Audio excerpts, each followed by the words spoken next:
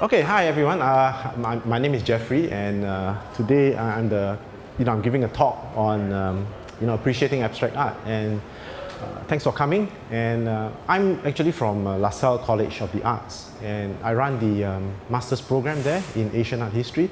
But as part of my professional practice, I like to give talks, public lectures, right, in museums and to schools, and in art galleries like this. Okay, now today we are going to talk about a topic that is familiar to us, right? I think it's familiar because we have seen it, right? We have seen abstract art. You can see it around the gallery here. Okay, but it's also familiar to us because it's a topic, or it's a kind of art that a lot of people find it frustratingly difficult to appreciate. Okay, and you have different reactions to to people who sees abstract art. Some would dismiss it as a 5-year-old can do it. All right. Okay. Others would think that what is this? I don't understand this. Okay. That's the kind of typical reaction, right? And even some have this reaction that, well, a chimp can do it, right? Okay, and this is an actual chimp, and he's an artist, he or she, okay, I can't remember, right? But anyway, okay, there you have it. That's a piece of abstract painting. Okay, no one can deny it. Painted by a chimp called Pansy, so I suppose it's a she, right? And it's been described as a blur of brightly colored birds or chaotic sprays of flowers, right? Chimps have been known to paint, but also elephants, right? Okay, there are a number of celebrity elephants who are actually artists. Okay, and their works have been, were sold to collectors. People actually do collect their works. Okay, so there's a monetary value attached to their works. I remember I was in Jurong Bird Park, okay, and they have a show, by this, I think it's a cockatoo, okay, called Picasso. Okay, and you can buy actually a painting done by Picasso. Right? Okay, so, again, it begs a question, right? I mean, this is a kind of question for another session, I suppose, right? I mean, can animals be artists? Can they make aesthetic decisions? Right? So that's the question. I wouldn't rule it out altogether. Okay, the animals, have no sense of color or shapes. Okay, so that's perhaps another kind of topic for discussion. Okay, but I suppose it's, acts like this, that a painting can easily be done by by animals that lead people to to find it to dismiss abstract art, right? Okay, as perhaps less skillful, okay, or abstract artists as less skillful than other kinds of artists, for example. Okay, that you just throw paint, throw some shapes, throw some colors onto the canvas. What exactly is abstract art? Now you have your slides, but I changed the order, so just a few slides. Okay, so but I suppose they are all there on your sheet. Right, there are two paintings here. Now it said that most art, in fact, stands somewhere between representational art, okay, and abstract art. Right? Okay, stands somewhere between the two extremes. Okay, when I talk about abstract art, it means pure abstract art. Okay, so I have two examples here. One is a painting, a celebrated painting by a French artist, Rosa Bonheur. And this artist spent many years studying the anatomy, the behavior of horses. Okay, and here you can see the result is an epic painting, okay, of horses, right, in various poses and colors. Okay, and in fact, she even disguised as a man, to go to the horse market to observe the horses. And horses remain a passion for many years. Okay, so that's an example of what they call a representational painting, right? One that where we can recognize the subject. Okay, the horses are clearly painted, right? okay, almost accurately painted. Then we come to the painting below, right? You can still recognize the forms as horses, okay, but they are not as detailed, or as accurately painted as, okay, the painting, right, by Rosa Bonheur. Okay, that's a painting by Franz Marc. Okay, and you can see that Marc has somehow simplified or abstracted or stylized the horses, right? Okay, so much so that he left out certain details. Okay, and if the more you look at the horses, the more you look at them as curves, right? Okay, I mean the curves dominate the painting. So the curves of the horses, you can see that echo the curves of the rolling hills behind, right? Because Marc firmly believed that animals are more pure and more beautiful than men. Okay, and it is animals and nature that can provide a bridge to the spiritual and the divine. Okay, I'll come to the spiritual later on, right? All right, the spiritual play quite an important role in the development of abstract painting. Okay, and blue, I mean, he has painted yellow horses, he had painted blue horses as well as red horses. Okay, and he attached certain symbolism to each color. So here, blue horses, the blue actually symbolizes masculinity and the spiritual. Okay, whereas red, okay, symbolizes the feminine principle. Right, so we have to understand here. Okay, so the horse here that he represents, we don't have blue horses in nature. Okay, but here the artist uses symbolic colors, all right, to represent a certain specific idea. All right. Okay, so the painting by Marc, it's not entirely abstract, okay, but it's to some extent an abstraction from nature, right, or abstraction of nature.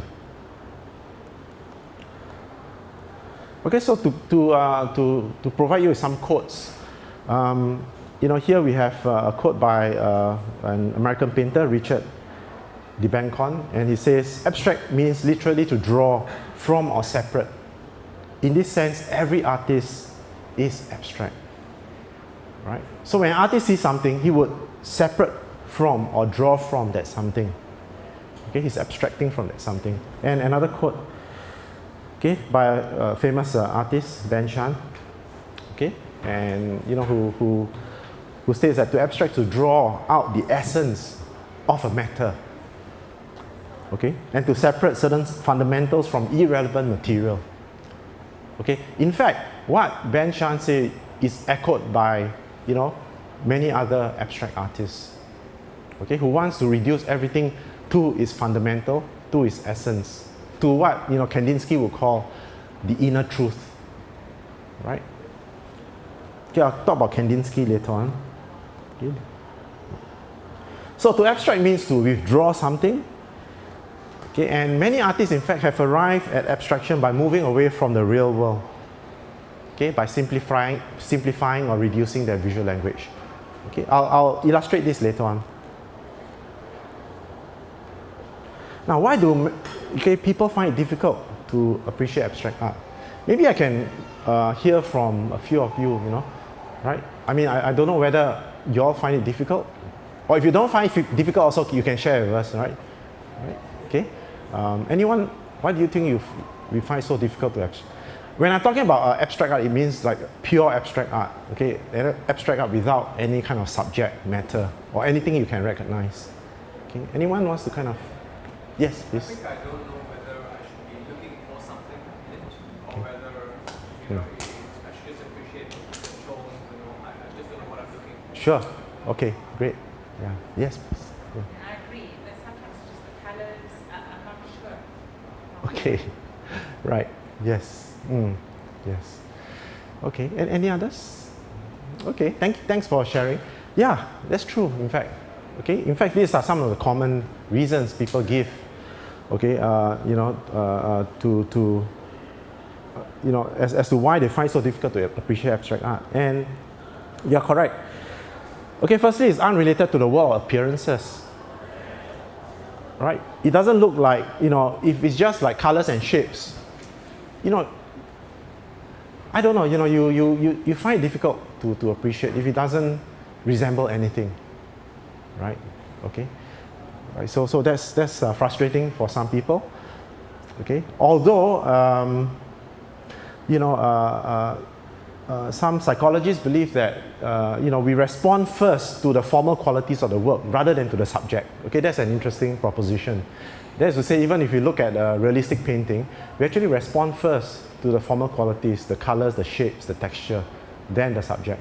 Okay, but anyway, it's still very frustrating, right? If we don't have anything that we can recognize.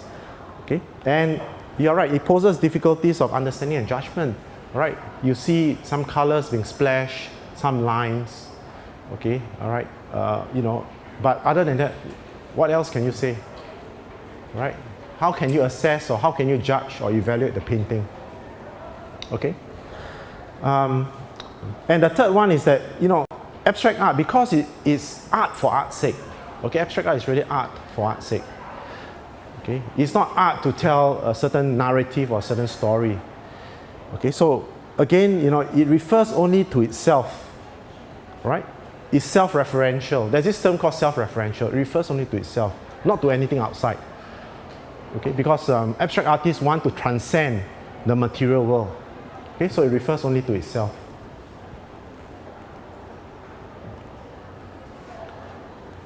Right, so abstract artists claim that their work have no links to external reality. It has its own reality. Okay, and they also argue that abstract art conveys the idea that reality lies beyond what we see through our eyes. Okay, it reaches out to the soul even. Okay, I'll elaborate on this later on.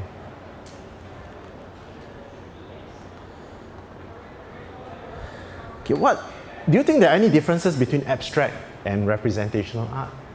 Okay, and representational art is something that has a subject and which you can recognize. Maybe something like, I don't know, maybe like this. Yes, you can see the figures reading books. Okay, are there any differences between this and pure abstract art? Let me just see if I can find one. Not really. There's still we still have subject there. Oh, further down. Yes. Okay. That one. Okay, but that one I still see some representational elements. It's not totally abstract. All right. We still see some faces. Okay. So we don't. I think you know what I mean, right? Okay. Are there any differences? Right. Okay. Thanks, Joanne, for shifting the works. Okay. Okay. This is a quote by Maurice Denis. Okay, a French painter and theorist, and he says, a picture before it becomes a war horse, a nude woman, or some anecdote is essentially a plain surface covered with colors assembled in a certain order. Think about this. Even a work like this, right, before it becomes a figure and a book, is essentially made up of colors, shapes, textures. Okay? So what Maurice Denis is saying that, all art is actually abstract. All art, to some degree or another. Right? So there's really no fundamental division between abstract and representational art. Okay? Right? And every painting, no matter how realistic, departs in some way from the subject. Now that may be surprising for you, right, to hear. Okay? Right, and the artists extract from the subject what they feel to be significant and present it in forms that express their ideas most effectively. So all art is, in a way, an interpretation by the artist. Right. So when an artist even sees a tree there, right, I suppose, there is such a thing as copying, right, the tree, but there's also such a thing as interpreting what the artist sees and extracting from what he sees. Okay. Look at this work. Familiar to you? Right? This work has been described by the Renaissance biographer Vasari as being lifelike. Okay, and and I suppose that it's a very lifelike representation of this lady here, okay, who has been given the name the Mona Lisa. Okay, she's allegedly the wife of a rich, wealthy merchant. Okay, so if you look at this work, right, do you think that this is a realistic portrayal of a person? Can we say with 100% certainty? No. Okay, Joanne, what do you think it's not? You're shaking your head. Right. You don't agree that it's a lifelike, it's a realistic portrayal.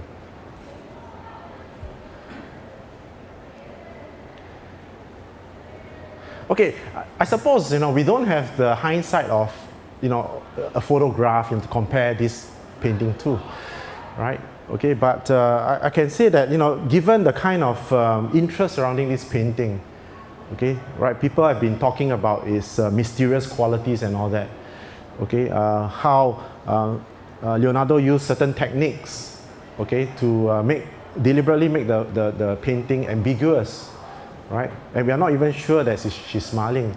Okay, that tells you very clearly that, Leonardo is not simply copying, okay, what he saw there.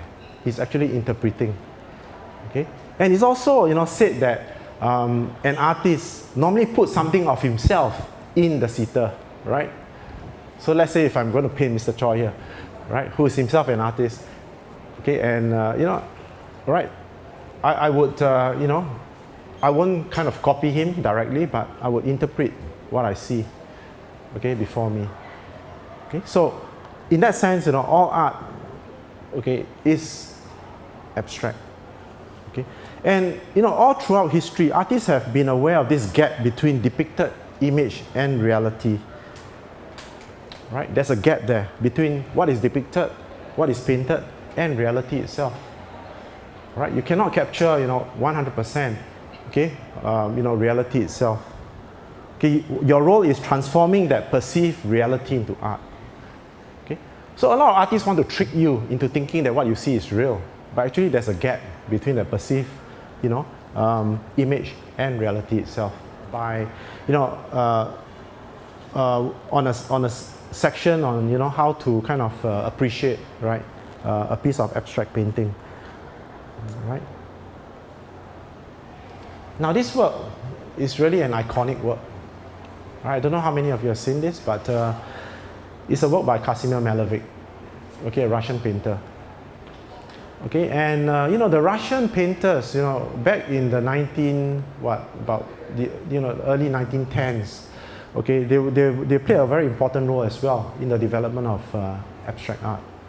Okay, and this painting is less, I would say, a radical painting, okay, than what you call a radical statement.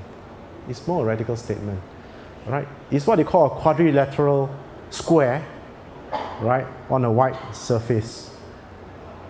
Okay, it's just that, a black square. Okay, apparently, Malevich felt one day he felt that he was dissatisfied with what he was doing.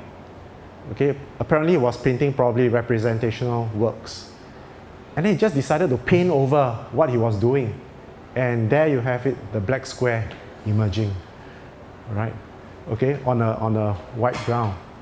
Okay, and that kind of moment of, epiphany, a moment of revelation, was so, too much for him that he couldn't sleep or eat, right? We were told.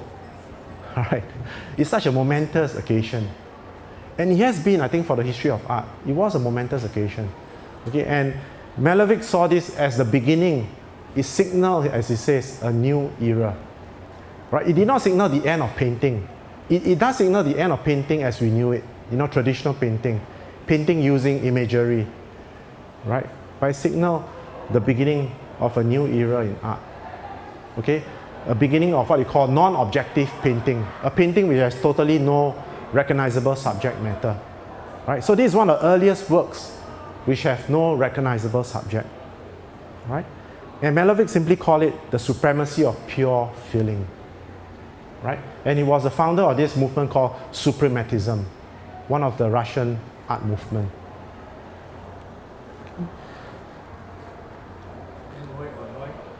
White on white, yes, good question. Right? There's also white on white, which went even further than this.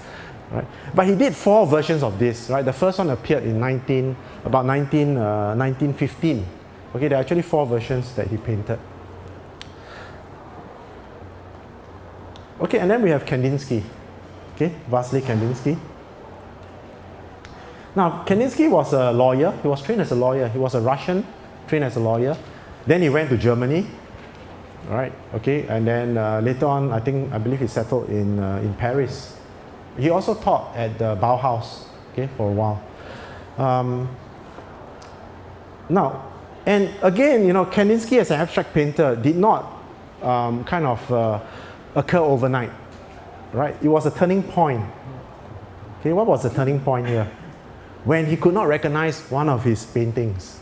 Okay, just let me relate this very short story to you. Okay, in Kandinsky's own words. Okay, so he was going back to his home, right? And then he came, as they say, face to face with an indescribably beautiful picture that had an inner glow. Okay, so just visualize that. And then he was so excited, he rushed towards this picture. Okay, and he could not see any visible subject. There's no recognizable subject. Okay, but just made out of bright patches of color. Then he says, it was one of his paintings standing the wrong side up. Okay, so that really convinced him that the depiction of objects in his work was not only unnecessary, but it was actually harmful. Right? Now, whether you want to believe this story or not, right, it's up to you. Because many artists, they tend to create myths around them, right? Okay, this might be another mythology, right, attached to an artist, right? But that was a turning point. Okay, and then he began to produce works like this. Okay, and this is okay. Now, interesting thing about this work, okay, is that not only that, you can see that the work has no subject at all. Okay, it's an example of what you call organic abstraction that I introduced to you earlier, that term. Okay, made out of this, very loose kind of organic forms floating on the canvas, right? Okay, and the date itself, if you look at the date, right? Now, Kandinsky claimed that it was painted in 1910. Now, that will make it the earliest, okay, abstract painting without a recognizable subject in history. Okay, of course, a lot of these artists want to claim that they were the first, right, to paint a totally abstract work. But now scholars and historians have put the date closer to 1913. Okay, so we can say that this is one of the earliest, if not the earliest, right, example of pure abstract painting. Okay, and yes, sure. You mentioned content is important. Every painting now has its content. For your personal interpretation of this, what is the content? The content here, I'm coming to my next point, right? I believe Kandinsky was also very much interested in music, and in fact, many abstract painters, right, were also influenced by music in their works. Okay, so here the content, like the emotional power of music, that's the content of the work. The emotional content of such works like this, right, resides in the colors, for example, right? In not only the colors, but the way the artist puts the colors together, right? Okay, and that really communicates the content of the work, right? And it depends again on the viewer of how that kind of works affect the emotion of the viewer, right? Now coming to that, okay, maybe I'll go further and it'll become clearer. Kandinsky was perhaps the first artist to write a book, okay, or to come up with some theory on abstract art. Of course, they have to justify what they were doing, right? So there's a lot of rhetorical language used by these early abstract artists because they had to justify what they were doing. Because what they were doing was very different, okay? Was a radical departure from what happened before. Okay, so Kandinsky was influenced by music, as I said, right? And he would attend concerts, like for example, he was an admirer of the work of Arnold Schoenberg, who himself was a kind of an avant-garde composer. Okay, Schoenberg was of course the anyone familiar with Schoenberg? Okay, he's a innovator of what they call atonal music. Okay, music which breaks away from the hierarchical tonal structures of music, right? The kind of functional harmony that we see in tonal music. So he developed atonal music. Okay, and the kind of atonal music will have an influence on Kandinsky's work, right? Okay, and Kandinsky's, he saw, look at the way he describes the lines and the colors, right? He gives them personalities. Okay, he says angular lines are youthful, colored lines are mature, right? And he says green, and he equates certain colors with certain musical instruments. Now, he has this condition, and I believe that, he said that we have this condition to one extent or another, all of us. It's called synesthesia. I don't know whether you've heard of this condition. Okay, for example, if you look at a certain number or certain alphabet, you can see certain colors. Okay, likewise with Kandinsky. When he hears certain musical instruments, he could associate that instrument with certain colors. Right? So he says green it corresponds to the sounds of the violin. Okay, red can give the impression of a strong drum beat. Okay? And it's always his belief that all these things can come together. He says a painting should come together like a color symphony. Right? Like a color symphony. Okay, and and it can be seen, here you go, right? It says that it should be composed like music, it should ring out like a color symphony. Okay, the same way that, classical music has no words, but yet it can still move you emotionally. It can even, touch your soul, so to speak. Right? Okay, it's the way that a composer composes the elements. Okay, in music it's the melodies and the tonal qualities. Right? In painting, it's the colors, the lines, etc. Okay, as can be seen in this work. Okay? Perhaps his greatest achievement in terms of the size of the work, the amount of time he spent on it. Right? It's really an epic, work. Okay, it's a large work, Composition 7. Now, notice the title as well. Okay, abstract artists were also influenced, as I said, by music, and that can be seen in the title, the titling of their works. Okay, so he has this composition series. He has another series called Improvisation. Okay, now as the name of this, the title of this work suggests, composition, right? This was a very well composed work. He made a lot of sketches, okay, before he actually execute the finished painting, right? Now you may not understand. I mean, there's again, right, coming to your question early on and all that, right? There's sometimes it can be very frustrating looking at work like this. Okay, but when we know Kandinsky enough, when we have read about it, his theories, maybe we can appreciate a little bit more. Okay, how he tries to put colors together. Okay, but not in a sense of giving a kind of harmony or tonal effect that we're used to when we listen to let's say Mozart, for example, right? Okay, he's putting together colors and lines in accordance with, for example, Arnold Schoenberg's atonal music, right, which has no functional kind of harmony, right? So what you see here is colors and forms, lipping and kind of interacting with one another, right? To convey, okay, a kind of not so much a harmony, but I would call it a dissonance, right? Okay, a dissonance. Okay, so it's another kind of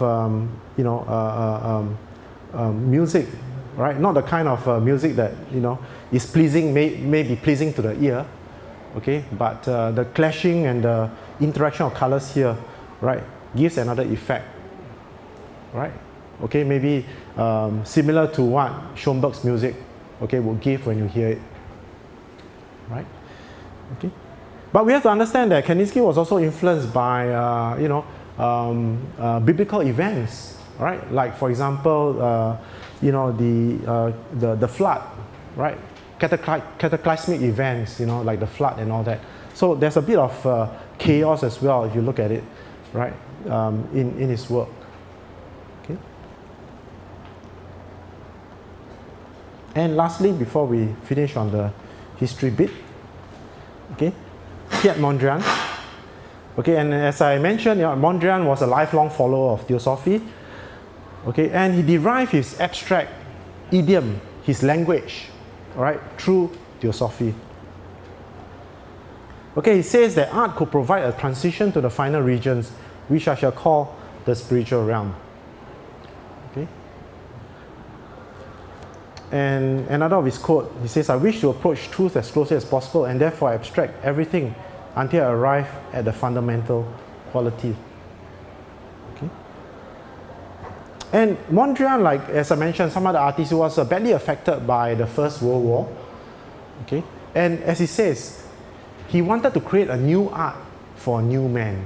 You know, so they spoke in those terms, right? In those terms. Okay. And we have to understand that, you know, and how they develop their abstract language.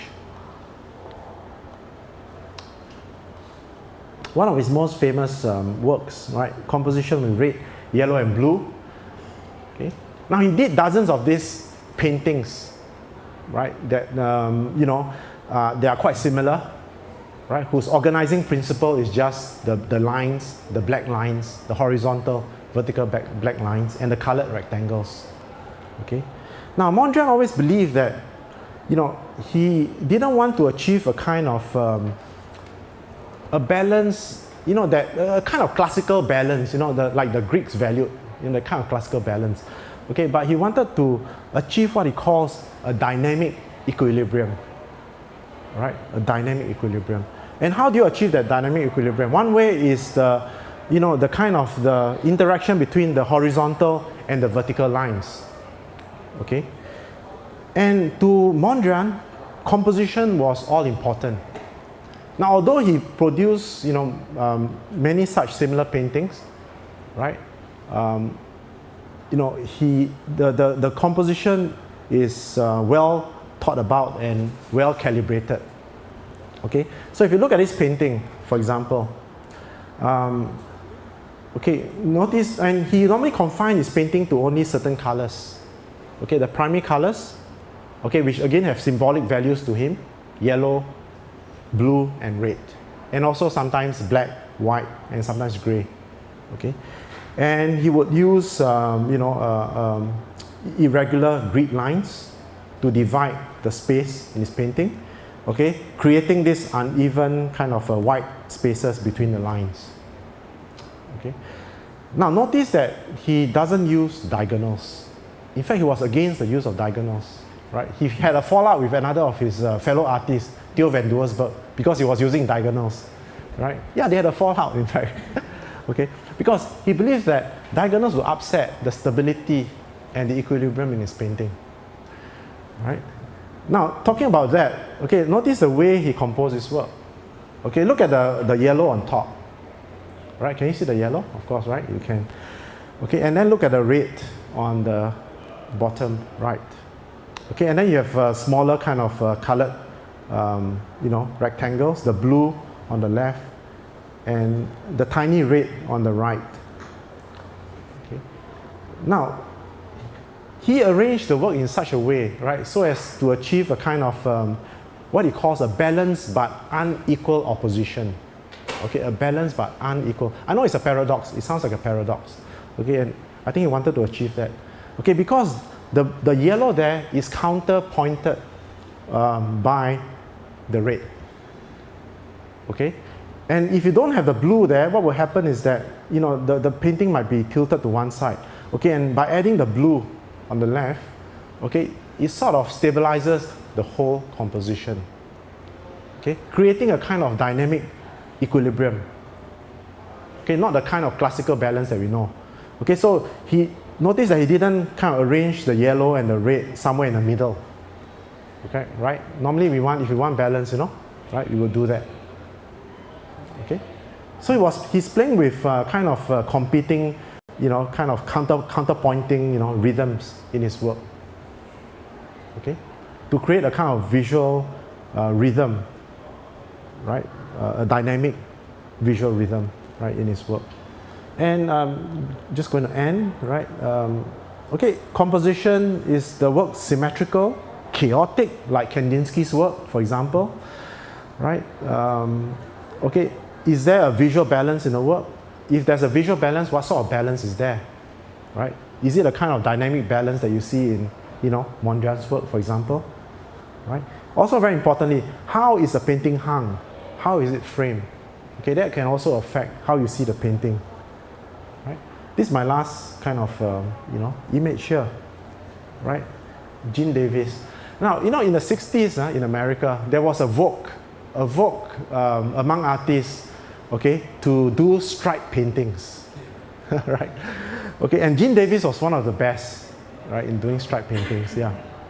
Okay, but if you don't fully understand or appreciate abstract art, then you again dismiss such a work as just decorative, or even worse, wallpaper, This is like wallpaper, right? Okay, and some might want to question this work in terms of that it's not intellectually or even technically challenging enough to be considered art. Okay, you even go to the extent of saying, okay, but again, coming back to aesthetic decision, to make a painting like this, let me tell you, it's a whole process. You have to come up with a concept, right, first. Okay, you have to decide, I want to do stripe painting, or I want to paint stripes. That's only the first step. Okay, and then how do you do that? That's another thing, right? The skill taken to do that, right? I mean, Gene Davis must have used things like masking tape, rulers, narrow paint brushes, right, to create, right, this kind of delicate stripes or lines. Okay, and then you have to make a decision, what colors to use, and how do the colors affect the visual rhythm and the balance of the work, right? Okay, what width would the lines be and how long? Things like that. Okay, all the abstract artist has to take into consideration, right? Okay, to produce a work like this. And he says it he says it himself that, right, I'm interested in color to define intervals. Okay, when I make stripes in different colors, the purpose is to identify the interval. I'll put a red here on the right, and let's say 3 feet away, I will use another red. Okay, intervals. Right? So if you understand what the artist is trying to achieve, then, okay, I think you will have a better appreciation, right, of abstract art.